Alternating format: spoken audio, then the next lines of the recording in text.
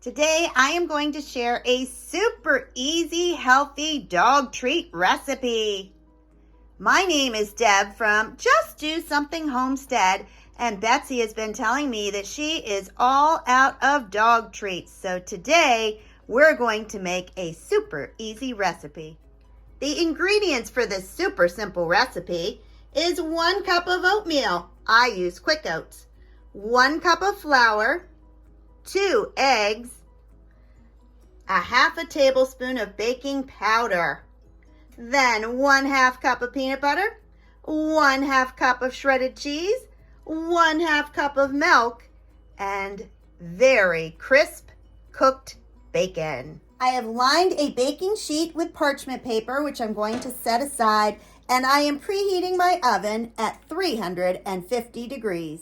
Over the weekend, I made bacon for our breakfast, and at that point, I fried up all of the package and froze what we didn't eat, and that is what I'm using today. So I've pulled it out of the freezer. Normally, I would get out the chopper and get it all chopped up fine, but I don't feel like cleaning out the chopper. So all I need to do is break it into small pieces, and that's how we're going to start. I am simply going to break up the bacon. The crisper the bacon, the easier it is to break it into little pieces, and this broke apart pretty quickly. And truly, this is a no-nonsense kind of recipe. I am just going to add all the ingredients into my mixer bowl. So 1 cup of flour, 1 cup of oatmeal, a half a cup of shredded cheese. I'm going to put in the bacon I just chopped.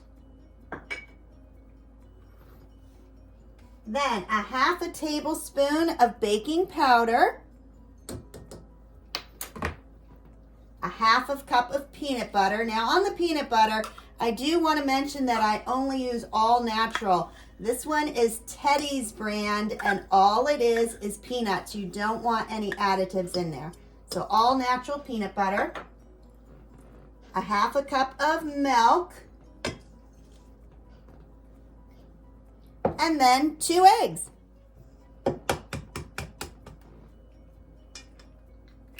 Almost all of my ingredients, oops, dropped my eggshell. Almost all my ingredients are organic. Even my dog eats organic food, but you can substitute anything at all.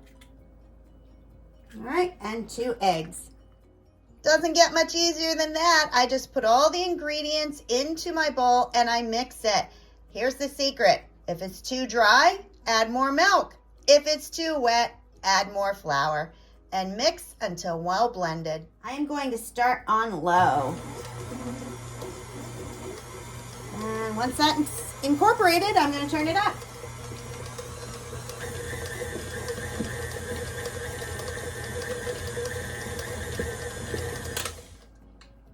I use my rubber scraper, stirred it down, and I'm going to mix some more. This is what it looks like, and that is a pretty good consistency. It is not too wet and definitely not too dry. So I am going to spread some flour onto my countertop and start kneading it. This time of the year, we are so busy with gardening, so I really rely on fast and easy recipes. So this is a no-thrill kind of recipe. All right, put some flour on my countertop. That may be a little much, but and just scoop my dough on top, just like that. And I am going to start kneading it. You're going to knead your dough just like you would bread dough that you would be making. So I push down, fold over, and push down. And the object is to get it so it's dry enough to roll.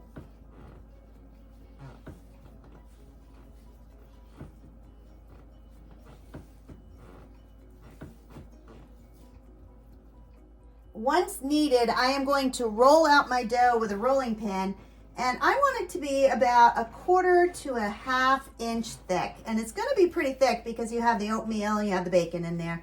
And you're just going to roll it so you can use your cookie cutter. And this dough is beautiful. It's working out really well today. Just like that. I'm going to use my dog bone cutter and just line it up and push straight down.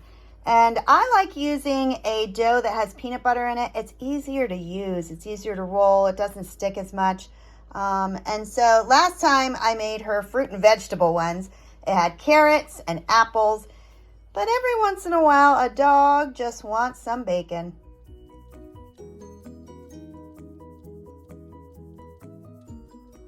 When I'm finished cutting them out, I am just going to pull off that excess, lift each one and place it onto my parchment paper. Oops, that one got caught. The very first one had a big piece of bacon. She's going to love that. All right, now the rest of this dough that's around each one, I am going to simply knead it back in, roll it back out, and use it again.